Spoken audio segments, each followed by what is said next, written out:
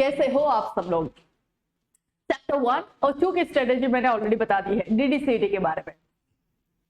आज मैं आपको बताने वाली हूँ चैप्टर नंबर 3 की स्ट्रेटेजी कि ऐसा तो आप कितना पोर्शन करेंगे, बिकॉज ऑब्वियसली एग्जैक्टली सिलेबस कितना है और एग्जैक्टली उसी में से ही आएगा वो सिर्फ और सिर्फ जिन्होंने डीडीसीटी के बारे में सबसे ज्यादा रिसर्च किया है। मैं ऐसा बोल सकती हूँ मैंने ऐसा किया है बिकॉज रीजन इज आप सबको पता है कि हम सब लोगों ने प्रिय विद्यापीठ टीम पे जो डीडीसीटी आपको पढ़ा रहे हैं उन सबके बुक भी लॉन्च हुए, तो डेफिनेटली बहुत सारा रिसर्च करने के बाद ही मैं आपको यहाँ पे कुछ स्ट्रेटेजी बताने वाली हूँ जो आपके लिए एग्जाम में बहुत ही ज्यादा बेनिफिशियल रहने वाली है।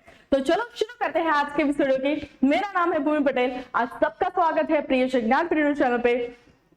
चैनल पे नए हो तो सब्सक्राइब कर दीजिएगा, लाइक जरूर कर दीजिएगा और अपने दोस्तों को भी शेयर कर दीजिएगा ताकि उनको भी इस स्ट्रेटेजी के बारे में पता चल जाए। तो चलो शुरू करते हैं चैप्टर नंबर 3। मोस्ट इंपॉर्टेंट कितना करोगे। फर्स्ट, जब हम बात करते हैं parts of letter and email में, तो उसका मतलब ये है कि आपको सारा का सारा डिटेल्स में प्रॉपर फॉर्मेट याद रखना है। प्रॉपर फॉर्मेट मतलब फॉर एग्जांपल अगर हमें लेटर राइटिंग लिखना है तो लेटर राइटिंग दो टाइप्स के होते हैं, one is a formal and second one is informal, right.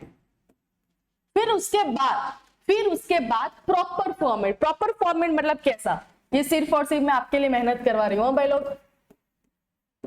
चलो पहले इनफॉर्मल का सिखा देता हूँ। इनफॉर्मल मतलब एक ऐसा लेटर जहां पे हम अपने दोस्तों को, रिलेटिव्स को शेयर कर सकते हैं, राइट, तो वो इनफॉर्मल आ जाएगा। इनफॉर्मल में सबसे पहले आता है सेंडर एड्रेस, फिर आता है डेट। सेंडर एड्रेस लिखने के बाद हमें एक लाइन छोड़नी पड़ती है, मतलब एक स्पेस हमें वहां पे छोड़नी पड़ती है, तो वो आपको पता होना चाहिए। सेंडर एड्रेस लिखने के बाद हम एक स्पेस को छोड़ते हैं और उसके बाद नीचे एक लाइन छोड़ने के बाद हम डेट लिखते हैं। डेट लिखने के बाद फिर से हम एक स्पेस छोड़ेंगे और उसके बाद हमारा जो भी है डियर, फिर उसका जो भी नाम है वो सारी चीजें लिखना स्टार्ट करेंगे।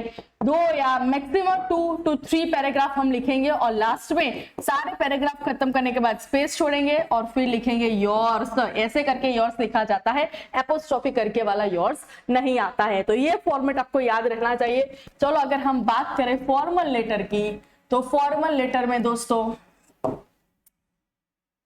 ये वाली यूज करते हैं। पहले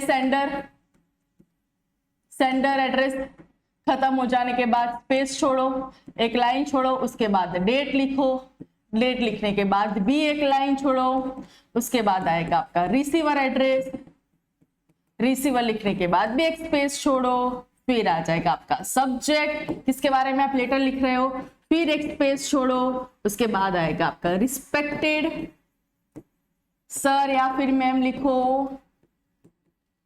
और फिर एक स्पेस लिखने के बाद आपके सारे 2 या 3 पैराग्राफ और पैराग्राफ में लास्ट में आ जाएगा योर सिंसियरली या फिर जो भी आपको लिखना है और आपका नाम। तो ये जो फॉर्मेट है वो कंपलसरी आपको याद रखना है बिकॉज लास्ट ईयर के डीडीसीटी के पेपर में पूछा गया था कि डेट कहाँ पे आता है और उसमें कुछ ऐसे एमसीक्यू थे कि सेंडर के नीचे, सेंडर में एक स्पेस देके नीचे, मतलब कहाँ पे स्पेस छोड़नी है वो आपको पता होना चाहिए बिकॉज एग्जाम में वो पूछते हैं कि स्पेस छोड़ने के ऊपर स्पेस नहीं छोड़नी है, स्पेस इसके नीचे छोड़नी है या फिर इसके ऊपर छोड़नी है, ऐसे क्वेश्चंस आते हैं। तो आपको ये पूरा फॉर्मेट याद होना बहुत ही ज्यादा जरूरी है। चलो हो गया। फिर ईमेल के पास फर्स्ट ऑफ ऑल अगर आपको कोई ऐसा भी ईमेल का पूरा फॉर्म इलेक्ट्रॉनिक मेल बोला जाता है। ईमेल ऑलवेज बॉक्स में ही लिखा जाता है, वो भी आपको पता होना चाहिए। ईमेल में होता है फ्रॉम टू, सीसी या फिर बीसीसी और सब्जेक्ट। फ्रॉम का मतलब क्या होता है वो भी पूछा जा सकता है। फ्रॉम का मतलब होता है जो मेल लिख रहा है, टू जिसको सेंड होने वाला है उसका मेल आईडी।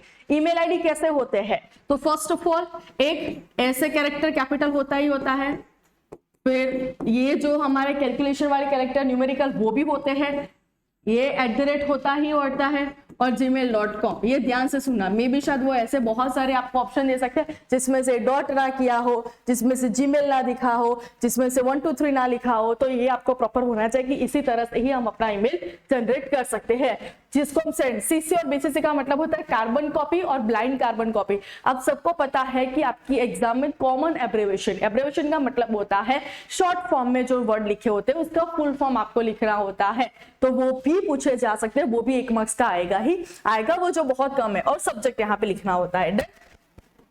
तो ये आपको लेटर और ईमेल का मैंने ऊपर से सिखा दिया। फिर ये सारी चीजों में आपको पूरा एक लेटर रीड करने की जरूरत नहीं है, सिर्फ और सिर्फ आपको ये पता होना चाहिए कि कौन से कंडीशन में इंक्वायरी लेटर कब यूज करते हैं। इंक्वायरी लेटर तब यूज करते हैं जब हमें कुछ इंक्वायरी करनी होती है। फॉर एग्जाम्पल मेरी स्कूल है और मुझे कुछ स्टेशनरी वाले को मैं मेल भेज रही हूँ, मुझे इंक्वायरी करनी है कि भैया तेरे पास कितने कितने प्रोडक्ट अवेलेबल है, अगर है तो कितने प्राइस में है, राइट। तो ये इंक्वायरी हो गई। सामने से मैंने इंक्वायरी की तो स्टेशनरी वाला क्या करेगा, मुझे रिप्लाई देगा कि हाँ मेरे पास इतने प्रोडक्ट है और ये मेरी प्राइस लिस्ट है और ये मेरा ब्रोशर है। फिर मुझे उसकी प्राइस अच्छी लगी तो मैं क्या करूंगी, उसको ऑर्डर दूंगी कि भैया ये जो पेन है वो 50 चाहिए, पेंसिल जो है वो 100 दे दीजिए, तो ये मेरा ऑर्डर हो जाएगा। कंप्लेंट, उसने मुझे ऑर्डर तो भेजा लेकिन मैं भी शायद जितनी मुझे क्वांटिटी चाहिए थी वो नहीं भेजी, या फिर क्वालिटी अच्छी नहीं है तो मैंने कुछ कंप्लेन किया। एडजस्टमेंट के तौर पे उसका रिप्लाई आएगा कि चलो भैया जाने दो, इस बार मैं आपने जो भी पैसे दिए हैं मैं उसका आधा आपको वापस कर देता हूँ, या फिर आपको जब भी मुझे नेक्स्ट ऑर्डर करोगे तब मैं आपको थोड़ा बहुत डिस्काउंट दे दूंगा। ये आपका हो जाएगा एडजस्टमेंट लेटर। तो इतना आपको करना है। एंड नेक्स्ट मैंने जो बोला है वो कॉमन एब्रिविएशन। कॉमन एब्रिविएशन का मतलब होता है फॉर एग्जांपल पोस्ट स्क्रिप्ट, इसको क्या बोला जाता है, कैश विथ ऑर्डर ये बोला जाता है, carbon copy, blind carbon copy, enclosure. तो बस इस तरह जो शॉर्ट फॉर्म है उसका फुल फॉर्म आपको पूछा जाएगा।